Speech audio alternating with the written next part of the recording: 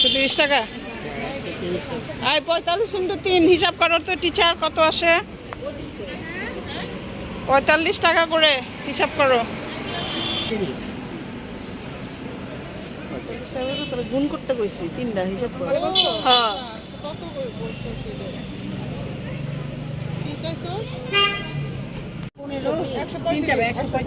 ওই তো বললো 135।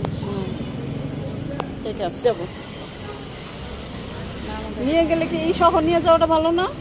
এটা সবই নিয়ে যা। না না, বের করতে হবে।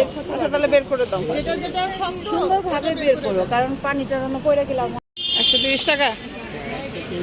আর 45 × 3 হিসাব করো তো টিচার, কত আসে? 45 টাকা করে হিসাব করো।